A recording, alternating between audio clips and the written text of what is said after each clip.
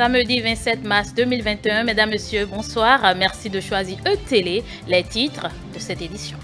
Le duo Kokwe Agossa, candidat à la présidentielle d'avril 2021, a démarré sa campagne électorale par Cotonou. À travers ce contact avec les militants et sympathisants, le duo candidat a dit de l'étonnement, entend restaurer la confiance au soir du 11 avril 2021.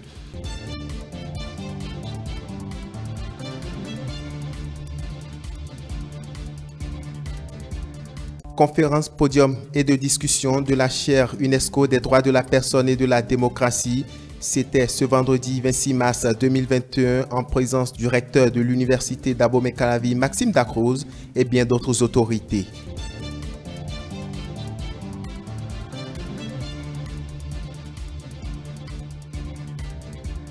Et puis, point de presse du ministre de la Santé Benjamin Hunkpati, l'autorité ministérielle a fait part des dispositions prises pour le bon déroulement de la campagne de vaccination contre la COVID-19 qui démarre le lundi 29 mars. Voilà pour le sommet.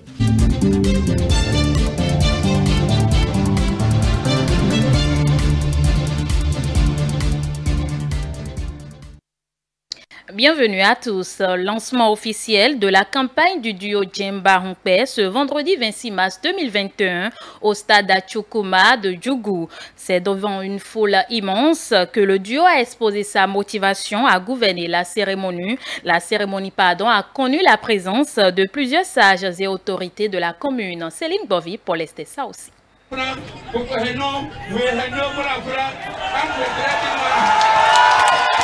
C'est sous ces applaudissements qu'a été lancée officiellement la campagne électorale du parti Foscori pour un Bénin émergent FCBE. Face aux militants et sympathisants, les deux candidats ont levé un coin de voile sur le contenu de leur projet de société pour le Bénin. Pour Alassane Soumanou Djemba, candidat au poste de président, la condition sociale des Béninois va connaître une nette amélioration. Il promet également de beaux jours dans les autres sous-secteurs de développement une fois président. Votre futur président de la République vous parle. Oui, parce que nous avons décidé d'engager la Foscori pour un Bénin émergent, pour préparer l'alternance le 11 avril 2021. La Foscori pour un Bénin émergent, par notre présence, nous avons sauvé la démocratie béninoise. Elle prône la liberté d'expression de parole et de l'état de droit. Moi, président de la République, la première décision à prendre, c'est la réconciliation nationale. Moi, président de la République, les premières décisions à prendre, c'est de réformer notre système éducatif, de mettre fin à l'aspirana. Moi, président de la République, c'est faire en sorte que les soins de santé primaires soient consolidés. Moi, président de la République, c'est rabaisser les impôts. Moi, président de la République, c'est permettre l'autonomisation de la femme. Oui. Gouverner, c'est prévoir, mais gérer, c'est anticiper. De même propos renchéris par son colistier Paul Hunkpe qui appelle leurs militants à aller voter massivement le 11 avril 2021. FCBE est bel et bien de l'opposition. Nous sommes opposés au régime en place. Changement de méthode ne signifie pas assimilation. Courage et détermination, chers frères et sœurs. Nous n'allons pas gouverner avec la malice. Nous ferons en sorte que le consensus soit au cœur de l'action gouvernementale. La recette est simple, que tout le monde aille voter. Il n'y a pas à s'abstenir. Ne laissez jamais les gens vous distraire. Il n'y a aucune acquaintance entre nous et ceux qui sont au pouvoir. En avant pour la démocratie. En avant pour l'alternance. Après la cité des Pétonous, cap sera mis ce dimanche pour la suite du contact avec leurs militants à Cotonou pour le même exercice. Le duo Kokwe Agossa, candidat à la présidentielle d'avril 2021, a choisi de démarrer sa campagne électorale au siège de sa direction de campagne à Cotonou. Un acte symbolique de mobilisation autour de leur mot d'ordre à restaurer la confiance. Stanislas Atadeyon pour le point. C'est dans une ambiance festive que le candidat vice-président du duo Korwe-Agossa a lancé à son siège de Cotonou le mot d'ordre de ralliement autour du projet politique Restaurer la confiance, en abrégé RLC. Avant le meeting inaugural à Parakou, il s'est adressé à un comité de militants. Si nous nous battons, si nous nous mettons dans la foi, nous allons gagner. C'est pourquoi je demande à ce que vous soyez plus mobilisés. La vague orange doit envahir tout le Bénin. La vague orange doit envahir tout le Bénin. Et pour que ça commence, c'est pas ici à Cotonou. C'est pas Cotonou ici d'abord. C'est pourquoi, avant d'aller lancer la campagne au nord, j'ai demandé à ce que les structures de Cotonou se voient et mieux organiser la campagne ici. Nous allons battre le président de la République. Nous avons opté pour une alternative par les urnes. Donc je compte sur vous, nous comptons sur vous et nous pensons lancer avec les responsables de Cotonou les Amazones pour les femmes et les soldats pour les hommes, pour aller conquérir toutes les maisons, toutes les rues, tous les quartiers, tous les arrondissements et convaincre les gens. Alors, mes chers Amazones, mes chers soldats, chers camarades, vous n'avez plus rien à faire maintenant que d'aller combattre toutes les autres listes sur le terrain. Nous nous souhaitons tous bonne chance et que nous espérons qu'avec notre foi, notre engagement et notre audace, nous allons être non seulement le candidat, nous sommes les candidats de la surprise. Personne ne nous attendait là. Nous sommes là aujourd'hui, mais nous serons là demain pour prouver que la surprise continue toujours. Et notre pays va être le pays d'exception. Nous allons réinstaurer la confiance et faire en sorte que notre pays soit un pays qu'on respecte dans la sous-région. Irénée Agossa, par ses mots, marque ainsi les premières heures du lancement officiel de la campagne électorale avant d'aller rejoindre son colistier Corentin Korwe à Parakou. La cité des Kobourou a été choisie par la vague orange afin de lancer solennellement la campagne électorale comptant pour l'élection présidentielle d'avril 2021. C'est le recteur de l'université d'Abomey-Calavi, Massim Dacruz, qui a procédé ce vendredi 26 mars 2021 au lancement de la 3e édition de la conférence podium discussion de la chaire UNESCO des droits de la personne humaine et de la démocratie. C'était en présence du titulaire de la chaire UNESCO, DPHD Samson Milosé Sigedegbe et du professeur Victor Topano. Suivez. Plein succès à cette conférence. Ce sont ces mots du recteur de l'université d'Abomey-Calavi, Massim Dacruz, qui ont ouvert le bal des travaux de la 3e édition de la conférence podium discussion organisée par la chaire UNESCO des droits de la personne humaine et de la démocratie. L'objectif visé est de sensibiliser la population universitaire, les acteurs sociaux et politiques, les membres de la société civile sur la culture de la paix et de la démocratie. L'hypothèse de la paix démocratique est largement partagée. La vertu pacificatrice du régime démocratique est reconnue. Elle doit assurer et maintenir la paix et la stabilité sociale. Et c'est justement en vertu de ces mêmes valeurs démocratiques qui seraient menacées et que dénoncent les acteurs politiques. C'est en vertu de ces mêmes valeurs que ces derniers ont aussi l'obligation de travailler pour le maintien de la paix. Finalement, tous ensemble, nous devrions travailler pour le maintien de la paix. La paix apparaît nécessairement comme un pari d'envergure à gagner ou un défi important à relever non seulement par les compétiteurs et les supporters, mais aussi par les autres figurants. Vu la pertinence du thème choisi cette année, la paix, enjeu ultime de la démocratie, le recteur de l'université d'Abomey-Calavi a décerné un satisfecit aux organisateurs de ce rendez-vous d'échange et de partage de connaissances.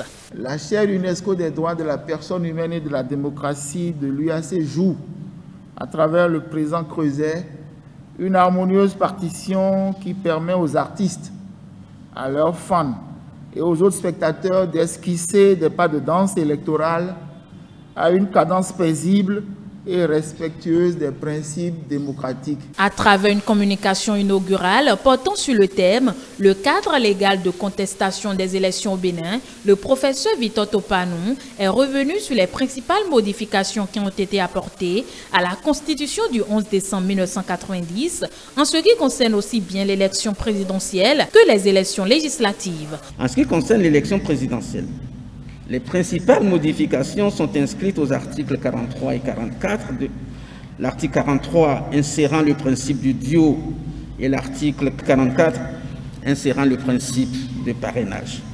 La durée ainsi que le principe de limitation des mandats n'ont pas été touchés, le principe de limitation ayant même été renforcé. En ce qui concerne les élections législatives, la durée du mandat des députés a été modifiée, le faisant passer de 4 ans à 5 ans. De même que le principe de limitation des mandats des députés a été introduit. Désormais, l'article 80 limite le mandat des députés à 3. Ils sont donc élus pour un mandat de 5 ans, renouvelable 2 fois. Au cours de cette journée de discussion, 4 communications ont été retenues pour mieux expliquer aux participants les valeurs de la paix et de la démocratie. Des communications animées entre autres par le consultant politique Agapit Napoléon Maforican et le docteur en sciences politiques Espedi Ologou. Parlant toujours de la 3e édition de la conférence Podium Discussion de la chaire UNESCO DPHT qui a eu pour thème la paix, enjeu ultime de la démocratie, 4 communications ont été au cœur des échanges. Le point de ces communications dans cet élément. La paix, enjeu ultime pour la démocratie, c'est le thème central sur lequel les attentions ont été focalisées lors de cette 3e édition de la conférence Podium Discussion organisée par la chaire UNESCO des droits de la personne humaine et de la démocratie. Cette initiative, entrant dans le cadre de l'élection présidentielle d'avril 2021, a été possible grâce à l'appui de la Fondation Konrad Adenauer. Pendant plus de 4 heures d'horloge, les réflexions se sont tassées sur 4 communications. Le premier panel, animé par Dr Espedi Ologou, a eu pour sous-thème « Les ingénieries locales de la paix ». À en croire le communicateur, la loi ne détient pas la solution à tous les maux qui minent la société. Il revient donc à chaque citoyen de faire preuve de tempérance. Les ingénieries de la paix sont en fait les techniques, les stratégies, je dirais même les tactiques et les outils qu'inventent les sociétés pour créer, maintenir la paix. Humanité et fraternité tous ensemble pour régler les problèmes, afin qu'à l'aube, il y ait la paix, afin que les ennemis ne rient pas de nous. S'appuyant sur la même thèse, les communicateurs Colbert Goudjinou et Agapit Napoléon Maforican estiment que la paix est la résultante du vivre ensemble. Dans une pédagogie captivante, ils ont démontré que la démocratie n'a jamais été une réalité parfaite. Il revient donc à chaque citoyen de trouver le juste milieu afin de favoriser la quiétude de tous. C'est forcément accepter de lutter et de souffrir dans une situation d'ensemble qu'on assume sans l'avoir choisie et sur laquelle on va arrêter de gémir. La démocratie pluraliste n'est pas une assemblée de copains où on s'entend sur tout. C'est un champ de rapport de force politique où ailleurs on a dit disons trivialement que c'est la loi de la majorité qui prime. La Cour constitutionnelle a été instituée par la Constitution du 11 décembre 1990 en tant qu'organe régulateur de fonctionnement des institutions et de l'activité des pouvoirs publics. Voilà pourquoi tout abus de pouvoir doit être évité, car pour Dr Nathanaël Kitty, le droit n'est pas l'apanage des politiques. Rousseau a préconisé la séparation des pouvoirs pour que le pouvoir arrête le pouvoir. La Cour constitutionnelle, ces institutions sont tous les centres organisés de décision, de contrôle, d'intérêt ou d'influence qui, par leur existence ou leur action, quel que soit l'objectif poursuivi, ont pour effet de limiter la puissance de l'appareil dirigeant de l'État. En cette période électorale, marquée par des séances de sensibilisation sur le maintien de la paix dans la République, le consultant politique Agapit Napoléon Maforican en appelle à la Fédération des synergies à travers la poursuite de ses actions, même à l'issue de l'élection présidentielle. Vu l'ambiance actuelle, et puisque nous avons fonctionné en compromission constante avec un chantage permanent à la paix, il me semble qu'un dernier effort est souhaité qu'après les élections en cours. À tour de rôle, les communicateurs ont, durant cette journée d'échange, donné leur perception sur le mot paix, un aspect sur lequel un accent particulier a été mis. La 3e édition de la conférence podium discussion de la chaire UNESCO DPHT aura été un succès. Entre-temps, un sketch à la culture et à la tolérance de la paix a été animé par des étudiants de l'université d'Abomey-Calavi. La Fondation Malherosso a initié avec les différentes congrégations religieuses une séance de prière pour la paix. Objectif, implorer la grâce du tout miséricordieux sur le Bénin afin que la paix règne durant l'élection présidentielle d'avril 2021. Le point, c'est avec Diane Christine Olioje. Faites de nous des instruments de paix en ces temps, en ces semaines.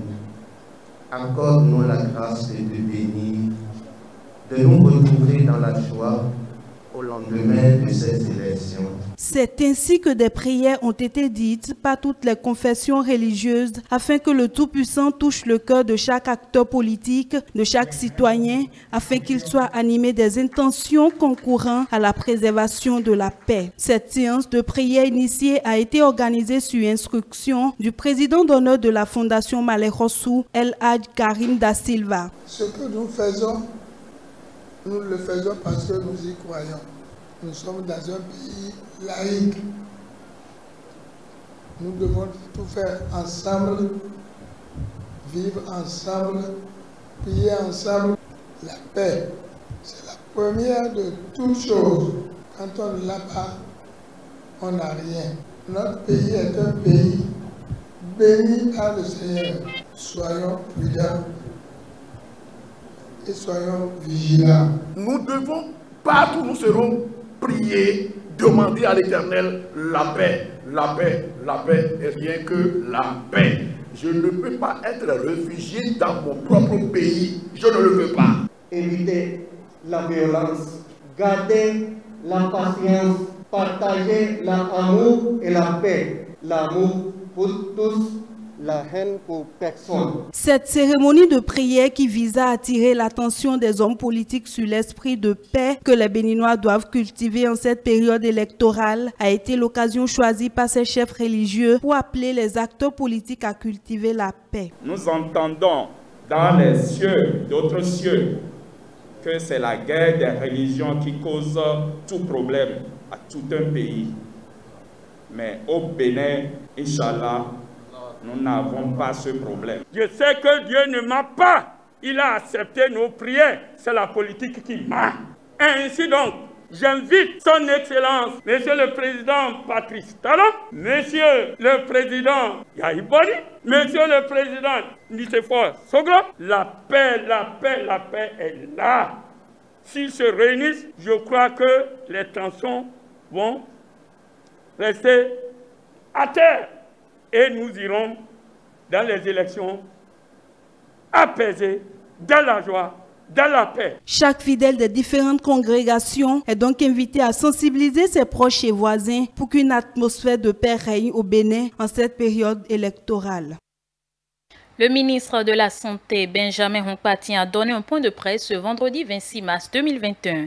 Il a été essentiellement question des dispositions prises pour le bon déroulement de la campagne de vaccination contre la COVID-19 qui démarre ce lundi 29 mars 2021. On suit un extrait de la déclaration du ministre au micro de Maro Fabiola Boussari et de Semiati Soufou. Le Bénin a acquis plusieurs milliers de doses de ces vaccins contre la COVID-19.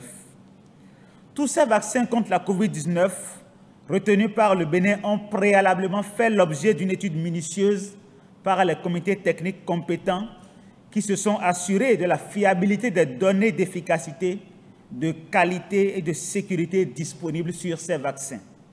Je tiens à rassurer la population que sur la base des vérifications faites par les autorités sanitaires internationales, notamment l'Organisation mondiale de la santé et l'Agence européenne du médicament, les avantages conférés par la vaccination sont largement supérieurs aux risques que l'on peut encourir. C'est ainsi que ces vaccins ont recommencé à être à nouveau administrés après une brève période de suspension. Le gouvernement du Bénin, en toute responsabilité, appliquant ce même principe de précaution, a également différé le démarrage de la campagne le temps de la levée de toutes les inquiétudes. À présent que ces choses faites, il n'y a plus aucune hésitation pour démarrer la campagne de vaccination. Par ailleurs, il est important d'insister sur le fait que nous avons, comme pour toutes les campagnes de vaccination, veillé à mettre en place dans le cadre de cette campagne un système de surveillance et de prise en charge des manifestations indésirables qui pourraient survenir à l'issue de la vaccination. Les agents de santé sur les sites de la vaccination ont été formés en vue de minimiser et prendre en charge tout risque potentiel qui pourrait survenir. Au regard des données disponibles, plus de la moitié des décès concernent les personnes âgées de plus de 60 ans et 82% des personnes décédées étaient porteuses d'une comorbidité. Les personnels de santé en première ligne sont les plus exposés. Les 4 départements, à savoir le littoral, l'Atlantique, l'Ouémé et le Borgou, concentrent à eux seuls plus de 95% des cas enregistrés.